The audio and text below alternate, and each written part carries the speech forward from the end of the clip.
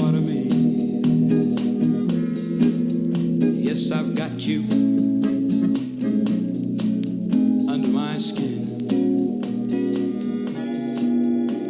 I've tried so not to give in. I said to myself, this affair ain't never gonna go too well. But why should I try to resist when, baby, I know too well? Piece of chaos. There you go. Chaos. Piece of the chaos. What's the name of it? Did I do it right? I'd sacrifice anything, come with Hey, welcome back to the podcast. As you can hear from that intro, Kym and I had a great time. Kym Kral is just super funny, super fun, smart, silly, sharp, just one of the best.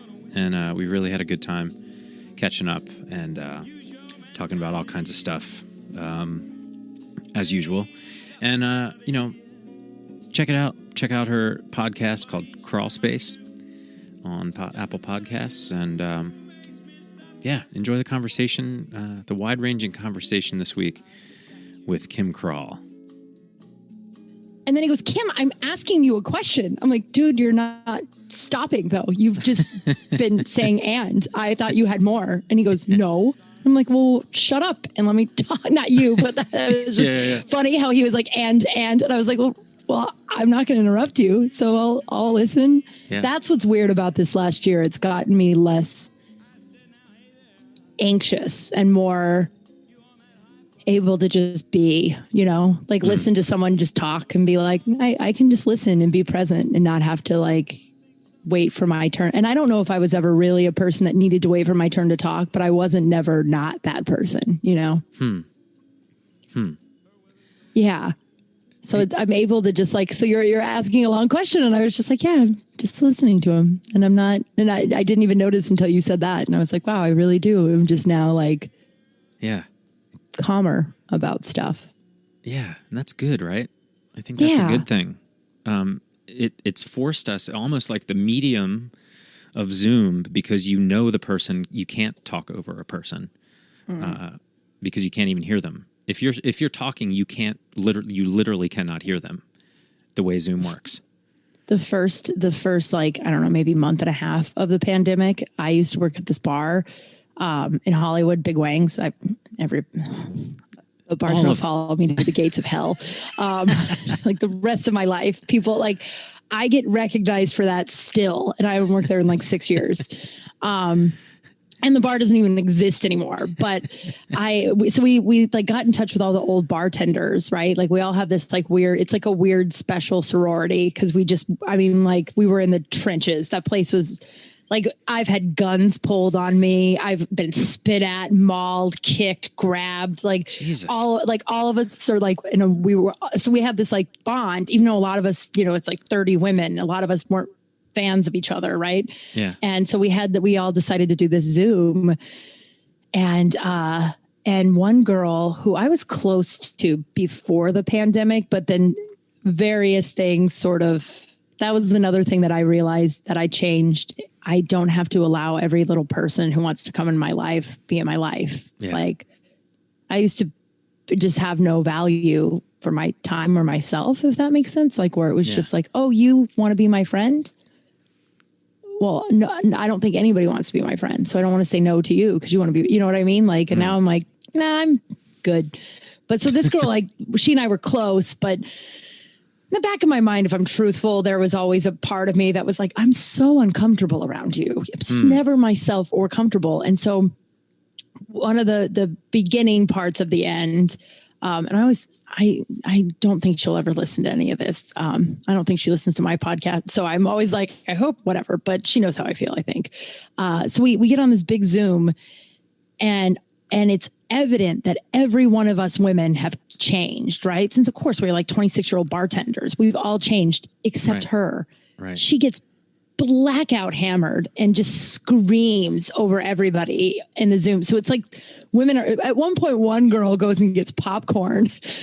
We all are like group chatting on the side, betting like, is she going to pass out? She did at one point. Oh my God. And passed out, fell off her chair. And I think there's a substance abuse problem there. I think there's like, the more I look back on our friendship and like many things that has taken place, it's like, oh, I think you have, and I feel for her. I really do. But it was just an interesting, like eye opening of like, God, this woman is never, because someone was like, Kym, what are you doing with X, Y, and Z? And she was like, blah, blah, blah, blah, blah. And then the girl was like, this mother of two was like, Kym, I was asking Kym what she, and it is just like, that was like the beginning of the end for that girl. But like, I used to compete with her for talk time when we'd hang out. And now I just am like, it's too chaotic. I can't. Yeah. Yeah. I think that's a really astute observation, is like if you slow down and pay attention, you're going to notice those things. You're going to see them and be like, oh, I'm just going to let that be. You know, it's very hard to get there. You don't have to have like we never had a conversation. Yeah. Like it was never like, I used to be a person that was like, I need to make a grandstand about how I feel. And I need to tell you that I think you should fuck off, and like, now I'm like, I just kind of let it go. And then she kind of let me go. So it was, it was, and then I shed a lot of friends this last year, and I think we all kind of did, like where it was just not like big, we're done here, but just like, oh, we're, we had nothing but time. And if I didn't make time to sit down with you. Yeah. I think for me, I doubled down on a lot of, I started doing this before the pandemic, but then it really got really vivid during the pandemic. If I would think of someone, a friend or whatever, I would text them and just say, hey, how you doing? Whatever, and part of it came from like this notion of like, every time you talk to somebody, and it's dark, but it's also inspiring. Every time you talk to somebody could be the last time you talk to them. So true. So for yourself or for them, right? So make it good if you can, right? So anytime I would think of somebody, I would kind of reach out and say, hey, what's up? How you doing? And part of it, I think, stemmed from like this, like crazy, like I was really close with my grandfather. He's actually singing the theme on my podcast. That's him singing. Like he was a musician. He was awesome. He practically raised me. Well, I shouldn't say practically raised me. I spent a lot of time with my grandparents. My parents were really young and they worked. And so I spent a lot of time with my grandparents. We were really close. But he, when he passed away shortly after his birthday. And like when how long ago? 3 or 4 years ago, 4 years ago. Wow. Yeah. It was fairly recent. And so when he passed away, like when he went in the hospital, like they were old. My grandparents were old, but every time I saw them, I kind of, in my mind, I was like, this could be the last time I ever see them, and that's okay. And I'd give them a hug because they live back east, and it was great. And in the last year of their life, I actually was traveling a lot to Philadelphia, and I got to see them a lot. And I made it a purposeful, like, I'm going to stop there because I flew all the way over here. They're a half hour away or whatever. I'm going to go see them. And so I did that as much as I could. It was great. But his passing was fairly sudden and shortly after his birthday. And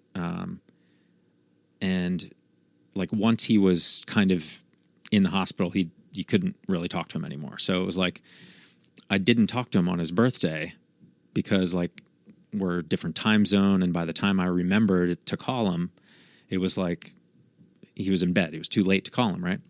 Yeah. And it was kind of like, oh, I'll call him tomorrow. And I didn't ever get that chance to like talk to him again, and especially like after he went into the hospital, I missed talking to him again.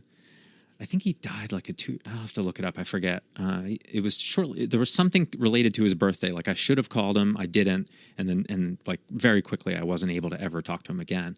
And I think to how like, I wish I could have talked to him because I'm sure he was really scared because he was sentient, you know, in what went wrong with him. He didn't like lose it. He just got his body gave up, you know, gave out. And he was kind of pissed. But I'm sure he was really scared too. Cause like, he was one of those people who's like afraid of the doctor, so he would hide shit that was wrong with him and not go to the doctor, not get it checked out. And it's like, dude, you could have lived another decade probably, you know, like. How old was he? He was 86, but like his mom was 102 when she died. Like these were hardy people. They did a good job, you know, whatever. So his own paranoia about doctors was his undoing in a lot of ways. So I'm sure he was pissed and I'm sure he was really scared and I wish I could have talked to him, you know? So all that to say, I text people when I think about them. And in the pandemic, as far as friends go, that turned into, hey, why don't we get on a call? Like why don't we actually have a Zoom and set it up regularly and reconnect, you know? So I feel like I regained relationships that were dormant because we're adults and we have kids and we have lives and all that stuff rather than shed them. So in that way, I feel like really lucky. I didn't have to, I actually collected more friendship during the pandemic than I let go, if that makes sense. But I really miss the loose affiliations and the loose connections. And this is where it really felt terrible because I didn't realize I had them and would miss them, just like you. All the comics acquaintances that you're like, they're my friends. We share a bond of doing this thing, this crazy weird thing together here. And it's not that they're not my friends. I'm not involved in everybody's life in any way, shape, or form, really, in depth. But it's this, they're my friends. They're comics and they're these people that we loosely shared bonds with for short periods of time, basically every week, some people every night, and it was just gone. And it really felt, I didn't realize how much that hurt to let that go. Yeah. I mean, I guess let me rephrase because I made friendships with people that I hadn't spoken to in years too. These three women who are actually on the Big Wangs call. We started a group chat just to be like, Jesus, that was wild. Right. And then they've become my rock, right? Like these are three women that we just like, we are in 4 different parts of the country. And I've been close to and I've never not been close to. And then the other two, one has always been like a big fan, like just always supporting everything I've done and haven't talked in years. And then the other one, same, like she moved back east. And then, so the 4 of us are on a group chat. We talk every day, but then I don't miss that. The acquaintance comics. I've been out and about the last couple of weeks and some people it's like, oh my God, I didn't even think about how much I would love to see you and hug you. And we hug and we're like, how are you? And then other people, it's like, oh, I could have gone 5 more years without seeing you. Yeah, I get that. But the good news is though, now I don't have to. I was at a show the other night and this guy before the pandemic, this guy was like, Kym Kral doesn't like me. I'm like, no, you hover, you touch me and you whisper in my ear, you're fucking creepy, man. And so like before the pandemic, I was sort of like arm's length and I saw him the other night and I was just like, oh, I don't have to talk to him. I don't have to make him feel okay. It's none of my business. I don't like him. He makes me uncomfortable. He's gropey and he can, so I was able to, and he got that by my, like, he also was a person who said this. And if you are a man that has ever said this, I hugged a few dudes and then a couple dudes I fist bumped and he fist bumped me and he goes, yeah, you can't hug everybody anymore because the Me Too movement. If you are a person that has said that, you are the reason there is a Me Too movement, by the way. Even if you don't know it, there's somewhere in your past that, like, if you are inconvenienced by women finally standing up for themselves, you're part of the problem, bro. But he actually said, he goes, yeah, we're not allowed to hug him anymore because the Me Too movement. And I was just like, yeah, Jeez. you're not. Do you watch the show Hacks at all? No, but I really love that woman. It's pretty great. I do like it. And she, I should know the writer, but whoever wrote it really explores that. And I think it's Adam Ray plays a really nasty Oh, really? male comic and she just obliterates him. It's pretty cool. It's the episode called 1.69 million. It was really good. It was definitely, I told you before, like, I think about the shows I produced, and I think I did a pretty good job of putting shows together, but I never thought that it's almost like you must have, like, why would I only have one female comic on the show, given why not have multiple all the time? Because of there was just this like expected, I want to be careful how I say this. Like, I never gave enough thought to the fact that you guys were like alone, even though you were with other comics in that, like when dudes hang out, they hang out different than when dudes and women hang out generally, even though it's comics, right? So just in general. And when women hang out alone, they hang out different. They talk different. They don't have this other pressure and same with dudes. Like, we're not trying to impress anybody. We're just fucking around. You know what I mean? Like, there's this weird thing. And I never thought until we talked about this before that, like, holy shit, like, that must have been so annoying, because I love the comic hangout because I'm the majority in that conversation. If it's 4 dudes and a woman, I always put it in like, yeah, we're all comics. It's good. I never had that thought about that other layer of like, wow, they probably would love this even more if they could also feel safe. Right? In that way? I mean, I never felt uncomfortable or unsafe at your shows. So that's like you never had, because there's shows that you're like anytime I produced a show too, it's like I've worked with a guy who we always had a veto. Like, if I wanted to book someone and he was like, no. Yeah. And most of the time it was because he knew that he was a predator. Like, most of the time, like, oh yeah. So it's you're right. It is like, I did a show, right? The last show I did before the world ended, the guy who ran it afterwards, I wanted to do the show again. Yeah. And he was like, yeah, of course I'm going to have you do the show again. I was like jerking off the whole time in the back while you're on stage. And I was just like, in what world would you think that is fine to say to another human adult? Yeah. But I mean, even like, just like, and then everyone high-fived and everyone laughed because it's all dudes. And it's like, yeah, I mean, that guy's gone, by the way. So that's cool. That's good.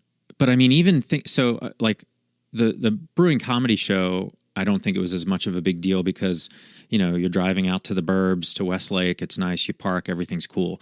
But like I was even thinking about the ride to shows and like the safety of leaving a show and worrying if you had like at Comedy Ahoy, like walking to your car, like what?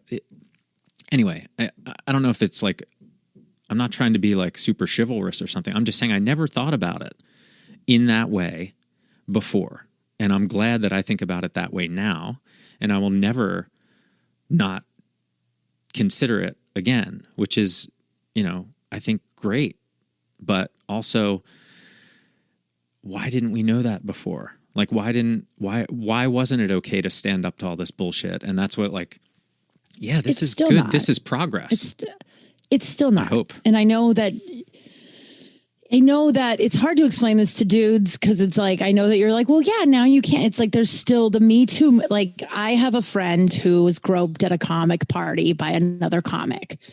And she was like groped, like literally in front of a bunch of people. He went up and grabbed her boobs and laughed it off and then told her she was fine. And she was like, I didn't really know what to do. It was like shaking. Yeah. I went somewhere else and then he came over and he knew he'd done something wrong. So he kind of apologized, but it was like, you're fine though, right? Because we're pals, you're good. And She goes, I don't know what to do.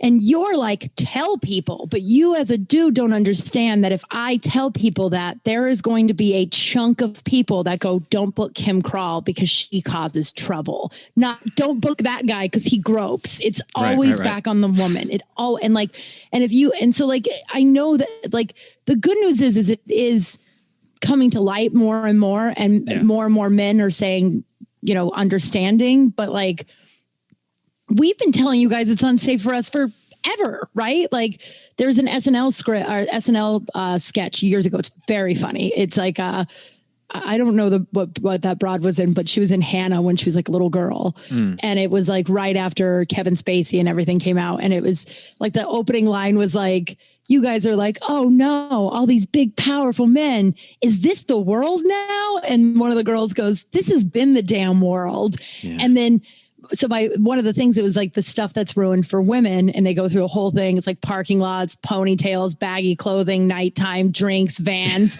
nothing good happens. And it goes through this whole thing. And my best friend was watching with her husband, and he goes, ponytails? And she goes, yeah, we can't wear ponytails out at night because it's easily grabbed. And he goes, whoa, I didn't even. And it's like, yeah, we haven't been safe forever. We're still very not like, I can't walk around in my neighborhood now because of the homeless situation in the daytime. Yeah. Like it's like, in some ways we've made a lot of progress, but in a lot of ways we're pretty far. We still have some, look at what's going on with abortion and our autonomy rights. Like it's just, it's, I know mom's tired. That's all I know. I have a friend, someone wrote what's it called? A review, and their thing is mom's tired. And now I say, even though I'm not a mom, I'm always like, mom's tired. Can't do it. Well, I think the only thing that can really move it is more conversation, more conversation, more education, more early good conversations. Like I have hope that we're having the good conversations, but maybe that's too optimistic. The thing that can end it, and I'm sorry to say this, but it's dudes. It's all dudes until it's no dudes, and it's white supremacy. It's all white people until it's no white people. You know what I mean? Like it's not on black people to get us to dismantle this systemic racism. It's now on us. You know what? And so it's like with like my buddy was at a mic a couple of weeks ago, and I guess Adam Richmond is back in the fold. Everyone was like, oh, I thought we successfully got rid of that guy. He raped someone on like camera, like on like not camera, but video or audio, and was able to get it thrown out because he has a very rich lawyer dad or something like that. I don't fully know the whole story, but I know that he was a guy that everyone was like, oh, he's been accused multiple times of raping. Yeah. And so he was like, we successfully got rid of him. Now the pandemic, now he's getting bumped. He's up at the Improv. And my buddy sends me this long thing about how upset he is. And I was like, dude, I can't have this conversation with you anymore. Like you're upset. Think about how upset we are. Yeah. We have been watching this happen for our whole lives. It's been like, and then I was just like, he goes, well, I can't say anything because then I'm deemed difficult and I won't get up at the Improv. And it's like, do you fucking hear yourself? That is literally what women have had to deal with the whole time. So I think that it's not just conversations. It's on you guys now. Like, it's like, there's a woman who is very vocal about her rapist, and he pled guilty and is now walking the streets and is put on, and she has been contacted. Hey, we accidentally booked you and your rapist on the same show, so we're going to go ahead and reschedule you. You get to be inconvenienced. We don't want to upset him. And like, that happens all of the time where it's like, oh, you don't want to be on that show with that guy who's been but like even a guy wrote when the Dalia shit happened, dude on Facebook wrote this long thing and was just like, it's on us. We allowed that to happen. Everybody's known that guy was a creeper forever, but and enough time will pass and we'll allow him back in. And that's why you get the Dalias and the Louis C.K. So I'm very passionate about this, especially because I get to hear the stories about a girl who was groped at a party, and she's afraid that her reputation is going to get slammed, and it will. Like, it's shifting some, but not fast enough, and not. So it's just. Yeah. it's You guys, it's on you guys. We've done it. We've done enough. We're tired. Yeah. Mom's tired. That's funny. Yeah. Mom's tired. Well, I mean, I guess I'll do my part. Yeah. And you are. You don't, if I were to tell you someone was on your show was like, yo, that guy is this, I don't believe that you would go, I don't want to upset him. So no, but he's so funny. Huh? But he's so funny. He has, that's crazy. Yeah. It's crazy. It's not good. Yeah. Well, sorry for the soapbox. No, it's that. Not sorry though, too. I think that's what podcasts are basically. It's soapboxes. It's soapboxes. I had an old boss who always used to he'd get into a meeting and start into a rant and then just like come back to life and be like, soapbox dismount. Like, ooh, yeah. Like, sorry. I don't know. I'm like, society has taught me I should apologize for that, but then I'm like, why? It needs to be said. And if I'm not liked because of that, then yeah. A lot of people like me. I don't need everybody to. You don't need everybody. You don't. Yeah, it's pretty crazy, man.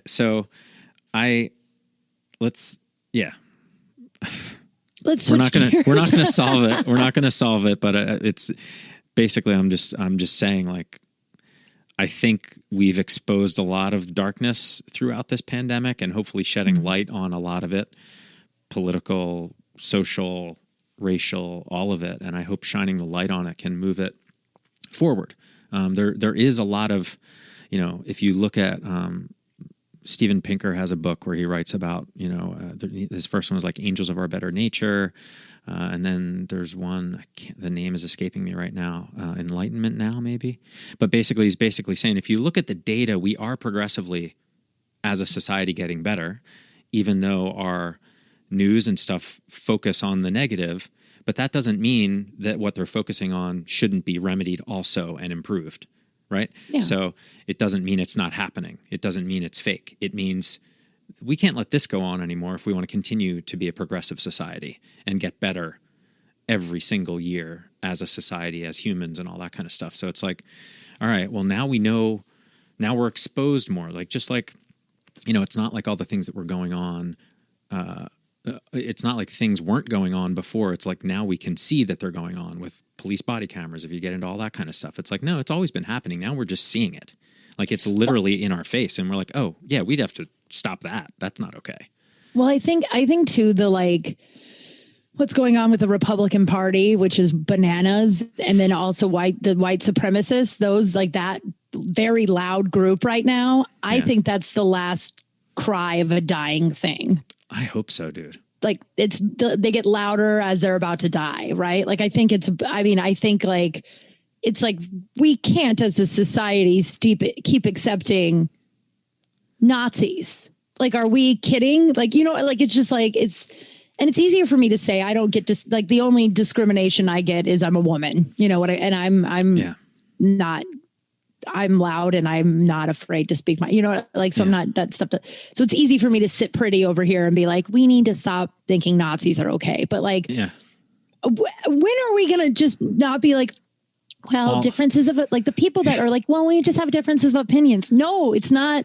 No. Like the girl that was the drunk on the Big Wangs thing, honestly, that final nail in the coffin was, and she has never reached out to me because I think she knows that I will tell. I mean, I'm sure she thinks I'm just a big liberal or whatever. Like, I know but she, like, I know that she has said the words "all lives matter." I know that. I don't have 100% proof she voted for Trump, but I'm more sure of that than anything. I know she didn't vote for Hillary or Biden. Very proudly didn't vote for either one of them, which is like, well, even if you didn't vote for Trump, you basically voted for Trump, you dumb fuck. Yeah, but even then, that wasn't the final nail. The final nail is when the protests were happening last year and she went out to protest Black Lives Matter. And I know she did it for the fucking likes. I know she did it for like, it was all over her social media and all that stuff. And she's like, and I was just like, I can't be your friend anymore. I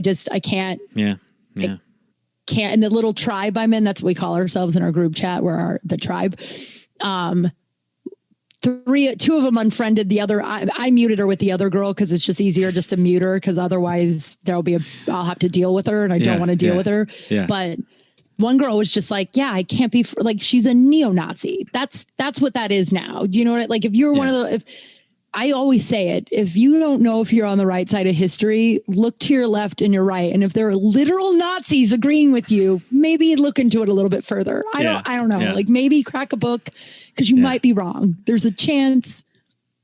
Yeah. You know, it's crazy, man. I literally, it's very interesting. It's very interesting to think about it in terms of, if you look at the real information, like how many people are we talking about? Is it 74 million people that are neo-Nazis? I don't think so. But we've shed the light on these crazy fringes. Mm-hmm. And we have to, and same for, people on the left who are crazy, like shutting down things. Like, the fringes have been exposed. I think they're smaller than we give them credit for, because they're so amplified. Where's the 74 million number coming from? The people I was just saying Trump? people who voted for Trump. Yeah. So, like, okay. Well, I think there's a big chunk of that I know a lot of my friends' parents voted for Trump, and they literally, like, the only reason why is because, have you ever watched Fox News? Oh yeah. If that's the only thing you watch, I'd probably vote for Trump too. Like, they're like Biden is going to eat your children. Like, those are like their headlines are bananas. And if you're like an old woman who's voted ticket Republican your whole life because you're more conservative. Yeah, dude. If you don't want to be political at all, I'm sure you know this, but like, watch what Carlin said about politics. Like, he told us 25, 30 years ago. I don't know what he said. What did he say? Just look up his bits on politics. Almost every one of his specials, he goes on a rant about just what a bunch of shit politics are. That we are being, just basically stop paying attention to it. These people don't give a shit about you, no matter what they say on both sides. And it's a show. And it's. I mean, he had it nailed so long ago. And you know who else had it nailed? And this is like a super old man thing to say. Pink Floyd fucking had it nailed too. I don't know if that's old. Dude, listen to lyrics of Pink Floyd songs. Like, it's crazy how they nailed Trump in the late 60s and 70s. He became what they were talking about, what they were railing against in English politics. And if you listen to The Wall and what they were saying about education, the public education system and the military industrial complex, it's like they knew, and they were in their 20s, and they're like, okay, how can we tell everybody, wow, we'll write great songs with great lyrics. Rage Against the Machine did it too. Like, some of those who work forces are the same who burn crosses. They literally screamed it at the top of their lungs on national radio and became one of the biggest bands ever. And nothing really changed until everybody had a body camera. And they're like, oh, that's what they meant. People who say things like, because abortion is a really big one, right? But those politicians don't care about abortion. They don't give a fuck. They just know that, like, the people that are going to line their pockets want them to rally against abortion. So, like, it's all, like, on both sides, it's all about money. Like, it's all both sides. It's all about how much money I can get. That's kind of what Carlin was saying. But at the same time, like, I look at Biden and I'm like, okay, he's a Democratic politician. So more than likely he's lied about some shit. He's fucked some shit up. He's made choices that I wouldn't have made throughout his career. But, like, he seems like, at least on some level, a pretty good dude. And now he's an old dude. Yeah, he seems like a great dude. Who doesn't he doesn't give a fuck anymore. He's like, yeah, I know how this shit works now. I know I'll only get my way for the next 2 years. And then it's over, because I watched Barack Obama go through this. He tried to be nice, and then he couldn't get anything done. But at the same time, I'm sure there's agendas we have no idea about that just happen regardless of party, right? So all that aside, I'm like, yeah, but he seems like he genuinely is a nice guy. His wife seems like genuinely a good person. You're never going to hear a recorded call of Jill Biden, Dr. Jill Biden, saying, exactly, fuck Christmas. I fucking hate this shit. Yeah. Dr. Jill Biden. That's very important. My wife loves Dr. Jill Biden. They're from Delaware. They're good humans. That guy has been through so much. Yeah. Like, yeah. He's lost 2 children, 2, maybe 3, 2, I think, 2 and a wife. That's bananas. Yeah. That's bananas. It's anybody who, I can't even, anybody who wants crazy to compare Trump and Biden as like humans. If we have to have a president, I mean, it's like, I can't believe we don't have anybody younger, but okay. Like, he seems to have his heart in the right place. Like, let's go with this for a while. It's better than what it was before. He doesn't have 27 rape allegations. I feel like if you have 27 rape allegations in your life, you've raped someone. You know what I mean? Like, it's like, I just feel like Michael Jackson, I don't support that. People are like, well, I can separate the art from the musician. I have a hard time with that. But Michael Jackson's like, if like one little kid, maybe 2 little kids said it, but like a lot, like 50 little kids, I don't know. Same with Tom Brady and cheating, It's like one person said you cheat, 2, 3 times the lady, bro, you've cheated. Like, it's fine. But like, so I feel like, I don't know. And Biden, he has 1 rape allegation and that bitch went away. I'm not a believe all women type person. Most of the time, 97%, 99% of the time. But I recently stopped being friends with a girl. Not recently, a couple years ago. I just saw her the other night. She's trash. But she told me about someone in the comedy world that had raped her, assaulted her, right? And she told me the story. And before we had talked about believe all women. And I was like, well, I mean, yes and no. Like, it's not that black and white, I think. Unfortunately, there are women who lie about it. And when they do, that's why when I get raped, my sex life gets to be put on the stand. Right. Right. And so then she goes on to tell me the story about a dear, dear friend of mine. And I was just like, okay. And I kind of felt weird about it. And she goes, I don't expect you to not be his friend anymore. And I was like, okay. And then a couple of weeks later, I posted a picture of him and I, not even thinking about the conversation we had. Because I honestly was like, I got to put that out of my mind. I don't believe her. Right, and I don't feel good about not believing her. And so then she messaged me and she was like, I can't believe you would post that photo after everything I told you. And I just ignored it because I didn't know what to do. And then I talked to a friend and he goes, oh God. I was like, I want to ask you something. And was friends with her. Yeah. And I'm like, and I don't feel good about it. I don't feel good about saying this about another woman. Like, I don't believe her. Right. And he goes, yeah, I don't either. And I couldn't pinpoint and why. I am a victim of, or survivor, I like to use that word instead, of sexual abuse and assault, right? And as a thing that I would do in my life is I talk to a lot of survivors, a lot of them. And there is a element to someone telling their story. And it's not theirs, but there's an element of shame. And it's not their shame, but until you've worked through it, you don't know that, right? And this woman told this story not of any sort of shame, but as if it was gossip, as if she was telling me some gossip about this guy. And like, I couldn't pinpoint it until I'd asked my buddy and I was just like, I just don't believe her. And then it came out from her words. She was asked to be on a podcast because she was spreading this rumor about this guy that could ruin his life. It didn't, thank God. But these women brought her on a podcast under a guise of like, oh, we want to just talk about your comedy or whatever. And then they ambushed her. And then it came out that she had made up the whole thing. Basically, they were dating. They were at a bar. He groped her a little. She said, don't do that here. And then he stopped. That was the story. But I don't remember what made me go into that. But what made me go into that? I have no idea. Doesn't matter. Oh, the Donald Trump. Yeah. Groper. Yeah. Where there's smoke, basically where there's smoke, there's fire across the board. Well, Biden has one accuser from like the 90s. I don't know a lot of people were saying that he's, creepy with children and he's a secret rapist. And I like to read everything I can on views I don't agree with. Yeah. Yeah. Just so I can have all the ammo I possibly can get. You know what I mean? Like, I know everything about Breonna Taylor because people were like, she was a drug dealer. Like, not all shit. None of that's real, by the way. But I like to learn every other, like the whole other side of it. So I can, it's more about being right. Not proud of that, but it's more about this accuser of Joe Biden's was in the 90s.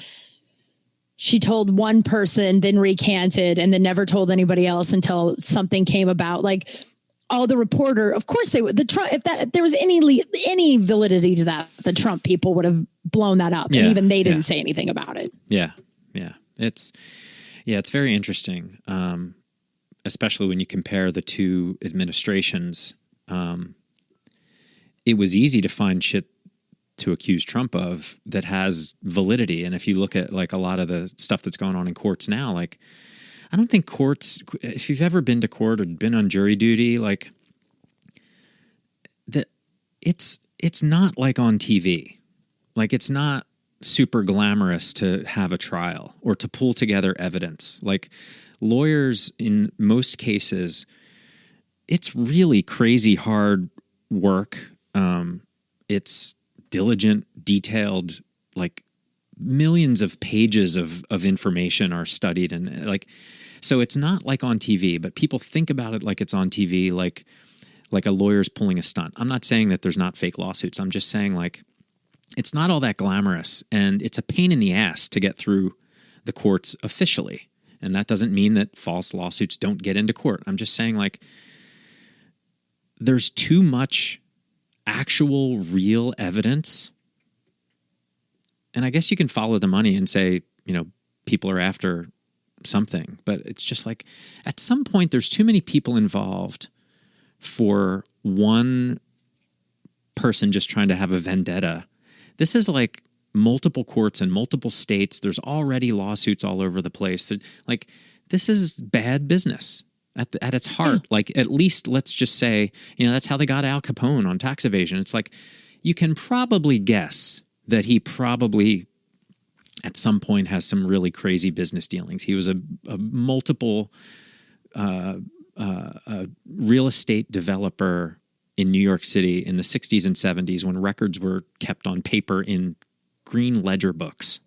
Okay? Jesus. Like they fucked up some money shit. Like he didn't pay people. It's like mob tactics were used. And like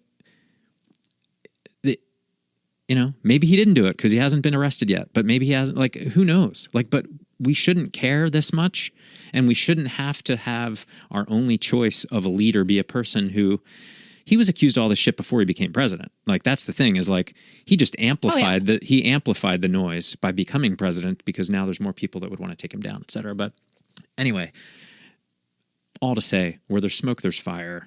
And, you can't necessarily believe everybody because people's memory is shit. People make up stuff. You got to look at intentions.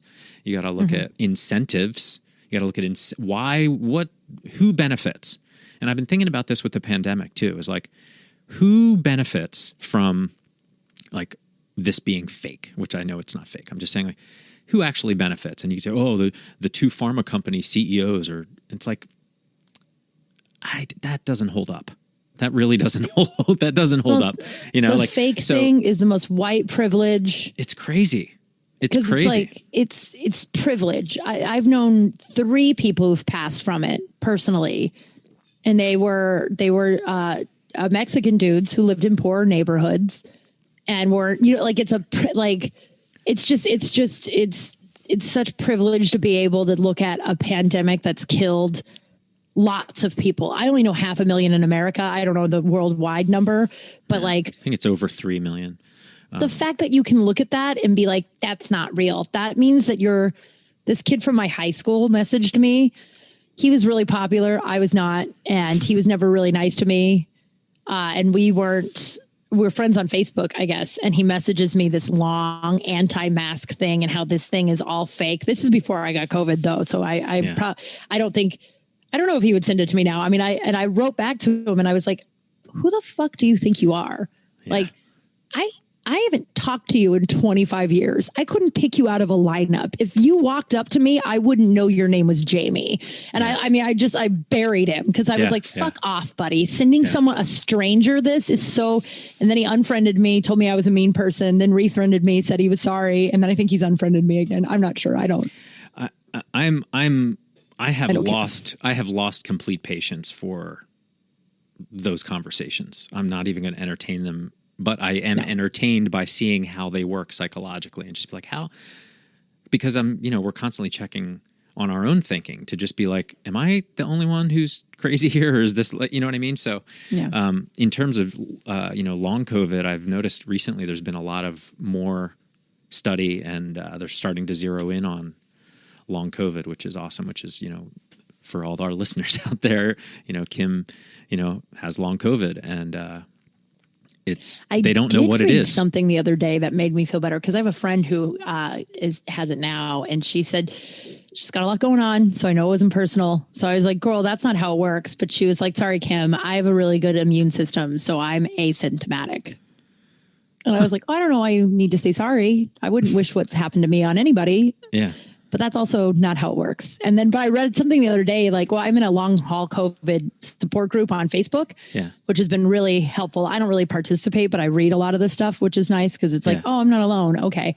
Yeah. And this woman was like, hey, I just want to take a poll, because I read somewhere that a lot of the people who were affected long haul with COVID were fairly young and fairly healthy and active prior to getting COVID. Yeah. And I'm going to say 97% of the 500 comments were like, yeah, this is what I'm this age. This is what I did before the pandemic, or before I got it. And I'm like, oh, yeah. So it's nice to, I think now they're starting to, I don't want to use the word believe us, but it's not like when I was going to the hospital, it was just like, you're not dying, go home. But it was like, but I can't breathe and I can't seem to not sleep. But it was just like, and no doctor would see me until I could test negative, and I just wasn't testing negative. And now I'm looking for a new doctor. So it's. Yeah. Keep an eye out for post-COVID syndrome. That's what they're starting to call it now. There's probably going to be trials, clinical trials, or at least studies, like probably just more studies on like getting more information from you about it to diagnose it. So there's probably, university or institutional studies about long COVID, and the more information, the more people they have talking about it, either like they'll probably do like blood work and that kind of stuff. But I think that's the only way it's going to really come together, is now that the triage is over of like the emergency of COVID. Now they can turn their attention to this other thing that's happening and whatever's going on from a post-COVID syndrome standpoint. And the more information they have, the better. So it's really crazy. I just think we only have had exposure to it for 18 months, so we don't really know what it does. It's like it's a weak virus outside of the body, but inside the body, it just goes nuts. And it attacks everybody differently too. Yeah. That's the girl, the Black Lives Matter for likes girl, that one, the one who voted for Trump. Yeah. The friend. I don't know how else. I don't know. I don't like to use. I will never use her name because I think that's shitty. But she told me that. Well, this is, I'll never get it because like I take a lot of vitamins and like just such a shit, like a lot of people say like weirdly shaming stuff. Like I somehow, if I lived a better life before I got COVID, I wouldn't be so sick. And like, that's not how it works. My buddy got COVID, recovered from COVID, and was able to work out full time back to where he was before COVID, all while I was still going to the hospital. And this dude drinks every day, is always high, smokes like a chimney, and puts literal garbage in his body. And like, and he and I have talked about it. Like, it's so funny. Like, I'm so much healthier than he is on paper, but he beat COVID in 2.5 weeks, and I'm going on 7 months now. It's a weird one. I think the theory about it escaping a lab, not on purpose, not as not as terrorism, but just literally an accident, a lab leak, is gaining a lot more traction because it makes a lot of sense that it was engineered because it's so weird. And I know somebody that I know that had it, got very sick, was hospitalized and stuff. And she said, it felt alien. It didn't feel like any other sickness I'd ever had. Like, and that's just one person saying it, but it's just like, I don't know, like the difference between, I don't know. I was going to say like from a psychedelics standpoint, LSD feels very different than mushrooms, right? So it's just chemical versus natural. I don't even know if that is real or not. It's just this perception. And I wonder if that's a similar kind of thing. Like it just impacts your body so different. And Yeah, it's crazy. So I'm encouraged to see all this new research going into this because, man, it's just bananas. And I think the funniest thing that I've been realizing lately is we have to all also realize that it's not gone, that we have to, if everybody doesn't get vaccinated, that means it's still going to be around. It'll probably be seasonal. We'll probably have to, it just becomes like the flu. You have to get a shot every year or so. But it's like, however long these vaccines are going to last. And some studies have said these mRNAs, in other applications, obviously we don't know with COVID, but in other applications that they can have they can work for a longer period of time. That's the hypothesis, is like 2 years maybe. And then some people are saying, no, we're going to need a booster, but the booster is because it's mutating. So the booster is to add to the formula, which is what's so cool about mRNA, is like we can tweak it really quickly and add to the formula. And make up for those variants compared to the old way of growing a vaccine naturally from organic cells. It's really interesting the way they work. But anyway, like we are going to be old someday and extremely susceptible to it, just like all the people who were in their 70s that died. 70s, 80s, 90s that died because of it. And it's like, yeah, if we don't get rid of this now, I don't care how old you are right now, someday you'd like to be this age. And wouldn't it be nice if COVID wasn't a risk for you later? It's just such short-term thinking. How fucked up is it that you have to spin it so someone can put themselves in that shoe instead of being like, oh, the current people that are, vulnerable to it, I could probably be a better person. But instead, like, you have to so not every human, but a lot of humans, the only way they can get something. A cousin of mine said that before I got COVID, but we were all on Zoom, and she goes, you have to understand that a lot of us just don't really get it because we haven't been affected by it. And I was like, You literally just described empathy. You don't have empathy is what you're saying. Like, you don't give a fuck about something that doesn't affect you. That's what you just described. And that tracks. That cousin is sort of that way. Like, everything has always been, well, if it doesn't affect me, I don't give a fuck. I'm like, yeah, that's on brand, but I'm just saying, like, you sound like a dick. So I just love that we have to spin it to like one day. I don't know.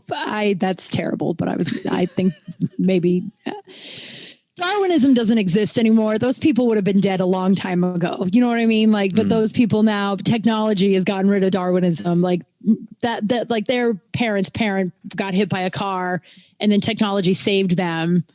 And then they had 8 kids, and they taught those kids how to be idiots too. And you know what I mean? Like, survival of the fittest doesn't work anymore because of technology. So those people would have been killed off by now. We wouldn't have to deal with it. Sounds cold, but I know a lot of people who've lost a lot of people, and my whole life has changed now because of this thing. Yeah. So hearing people call it not real or just the flu, I can't, like you said, I'm like, I can't. Although I was at a party a couple of weeks ago, my friends were in town, and it was everyone was vaccinated. Or so the impression was, right? We're all, progressive, educated people that, believe in science. Yeah. And so I showed up, and I had my mask on, and my 2 buddies were there, and I was like, and it was like 10 people. I'm just terrified to be like, I was at a huge party. It was like 10 people. I get it. And I hug my 2 buddies, and I go, I can take this off, right? We're all vaccinated. And my one buddy goes, yeah. And then the other one goes, no, I don't believe in that shit. And I was like, really? And I got kind of excited. And he goes, no, of course I got vaccinated. Yeah. And I'm like, oh, well, I just don't know anyone who feels this way. And he's reasonable. So I wanted to hear. Yeah. I was curious to hear his side. And please tell me. Was like, please tell me. Explain it to me, because I will prove you wrong. Like, it's like you were saying before, you want all the information so you can be right. But also in this case, it's about health and like reality. Can we all share a reality? People are dying. People are like, and I know it sounds petty, but hearing those stories about like the guy in Ohio just didn't believe it was real, and then went to a party with like 300 people with no mask on, and then got it and died 5 days later. And his whole family now is just like, oh, we're so sad. It's real. We didn't realize. And it's like, well, you had to, it's petty, and maybe it makes me a bad human, but it's just like, well, it had to hit you. It had to impact you. And sorry you had to lose your son in order for you to give a fuck about this. But it's hard for me to have sympathy for that, because it's just like, like, I don't know. I can't see. It doesn't make any sense. It doesn't compute. California's emissions had to go at like the whatever emissions capacity. I'm saying it incorrectly, but because we were cremating so many bodies, if you don't read that and think, I probably got to stay in or wear a mask, or you know what? I can't. Air quality thing. Yeah, there was an potential air quality issue. I saw that story. Yeah, it's wild. Bananas, man. So, yeah, I don't even know. We're not going to crack it, but it's so good to like, I don't know, just commiserate with people and have real conversations. And I can't wait to get back to them and not feel. And I've been slowly getting back in and, like sit and have coffee with people here or there outside. I think that's still cool.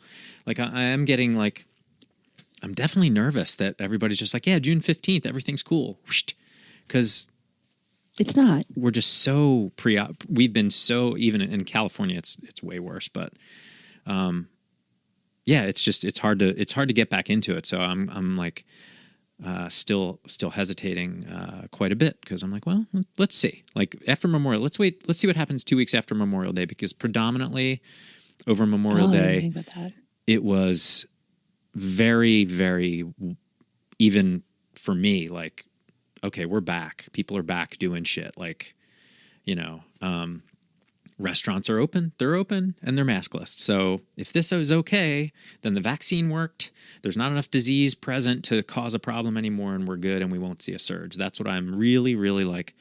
Then I think I will, and believe me, it's already been such a relief. My kids have been in school for months, no big problems. Like, it's like, I think we're coming out of this, and that's going to be really awesome, to the point where I like, maybe, bring back a show here in the fall. Like, I think it'll be okay. Like, I think we're going to be okay, and that's amazing. But, also, I know they're happening. So I wanted to talk to you about like going back and doing comedy, and you've had a bunch of shows now, and I want to hear how it's been. 2 shows. Yeah, that's a bunch, given that we had none for a long time, I mean, one was in Lancaster, and it was funny when we got there, the headliner didn't have his mask on, and me and the girl did, the other comic we did. And we were like, oh, we can take it off. And he goes, and no one had a mask in the bar at all. And he's like, it's Lancaster. No one gives a fuck up here. And we're like, okay. And I mean, it's there's an element of I had a couple in the pandemic that were like outdoor when there wasn't a surge and every, mask and every safe. But I don't know. It's not that I'm just not running back. Like, I know people that are, I need this and I'm going back to it and I'm performing every night and I'm back to the hustle and bustle. And like before the pandemic, I worked with this guy who used to have these weird little career interventions with me, which is hilarious. The only person who should do that is if Bill Burr sat me down and explained what I should do with my career. I would listen. You know what I mean? Like, but he would like sit down and be like, these are the things you need to do. And I realized in the pandemic that like my dream isn't to tour on the road and be like a road comic. I don't want to do that. Yeah. And so I don't have to, I don't know. I'm hesitant to go back to the like, the hustle, begging for free stage time. And like, like I'm doing more shows than this person. We all are like, it's hard for me. Cause it's like, if it feels like a lot of people are like, oh, now we're just back. And now we can go back to like comparing our insides to other people's outsides. And like, how'd you get that? Oh, you have an agent. Well, I have an agent. It's just, it seems so much like that again. And it's just like, I want to just keep my side clean. I'd like to do shows. I'm a comic always, and I'm funny, and I know this is what I'm supposed to be doing. But I want to. So that's interesting. So you and I feel very much the same. As like, I have gotten such an appreciation for time, both having so much of it and also having so little of it, and trying to maximize it. Right. So it's like, it's almost like you don't have to do it the way anybody else did it. You never did.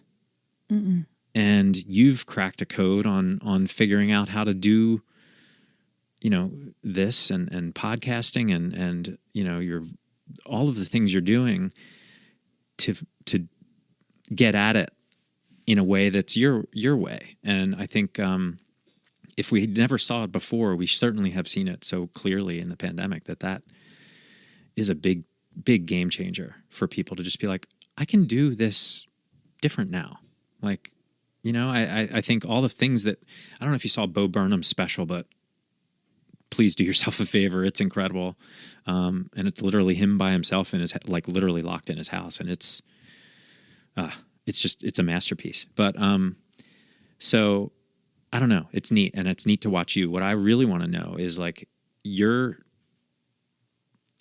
when you did do shows, did you feel, forget the pandemic, forget the masks, just literally the actual show.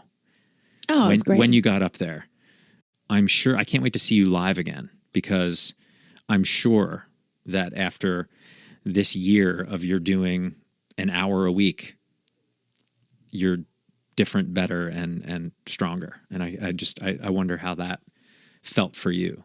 Like if you felt that. I'm more comfortable. The nerves aren't really there. And it's interesting because I know some people who were comics, right? And they like name on the Comedy Store wall. And they said they went back and performed one time and they were like, I hate this.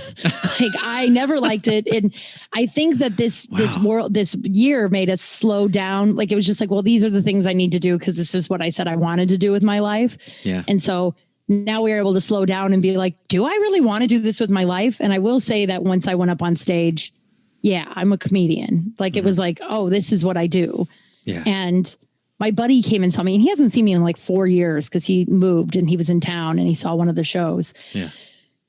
And he was like, you're so comfortable now. He's like, I've always had a comfortability on stage, but he was like, you like owned your stage and you owned it. And it was like, and so I'm excited to keep doing that. I'm not sure where, like, I want to go to the improv mic, but it's like the game, you know what I mean? So it's like, I don't want to not enjoy this every time. Right. And that's, and exactly. The times I've done it, Yeah. And like, there's times that before the world ended, it was like, you'd go to shows and it was just like, I'm just doing this because I think I have to do this. But this gross dive bar where that comic over there is kissing my cheek and, gaslighting me when I tell him not to do it. And then like, no one's listening. And you're just like, I have to do this because I'm a comedian. And now that's gone, where I'm just like, no, I'll do things that I enjoy. And I think, I don't know. I just know that I'm going to be successful. I already feel successful, even though I'm, not where I want to be, but I'm able to like look at, like, I don't know. I wrote a book that's coming out in 2 weeks, 3 weeks. That's awesome. Where is it going to be available? Can I link to it or something? Yeah, I may. Okay. So I'm looking into, I wanted it out by my birthday. My birthday's June 18th. That was like my birthday present to myself, be a published author by the time I'm 39. And I don't care about I'm 39. I don't care. I'll be 39. Yeah. It's a wild word to say. But I have a manager buddy who is like, you should do pre-sales first. And my book's at with an editor right now, just like one last editor. Right. And so I'm looking into it this weekend to see if I can do a pre-sale now, even though the book's not up, but they'll still let me do it on Amazon, or I'll have pre-sales starting on my birthday and then have it officially come out like the 4th of July or something fun. That's awesome. Well, send me whatever links or whatever. And we'll definitely, that's awesome. Congratulations. It's a big deal. It's a big deal, right? And I mean, what's scary is like, I'm not scary. It's normal. I think the voices are now rampant. They're like, well, no one's going to buy this. You're not good enough. This isn't funny. Who the fuck do you think you are? Yeah. And the good news is pre-pandemic, I would have listened to those voices. And now it's like, all right, well, you guys can chatter, but I got the next step I got to do. So talk all you want. Yeah, you're right. We're not good enough. It's fine. I got to contact my cover designer. You know what I like? Yeah. So it's just keep moving. Just keep moving. Yeah. Just being cool in the chaos. That's my brain. Piece of chaos. There you go. Chaos. Piece of the chaos. What's the name of it? Did I do it right? It's being calm in the storm. That's such a cliche, but it's so true. It's like you spend your life trying to make everything around you calm down. But then really it's like once you can be calm in here, even though everything else is chaotic, that's the key, I think. You got it. Yeah. Well, thank you, Kym. This has been awesome. Thanks, Matt. Yeah. It's nice to see you. You too. I've tried so not to give in. I said to myself, this affair ain't never gonna go too well. But why should I try to resist when, baby, I know too well that I've got you under my skin. I'd sacrifice anything come what might for the sake of having you near, in spite of a warning voice that rings in the nights, repeats and repeats in my ear. Don't you know, little fool, you ain't never gonna win. Use your mentality. Wake up to reality. But each time I do, just the thought of you makes me stop just before I begin. Yes, I've got you under my skin. Hey there, you with the stars in your eyes. Love never made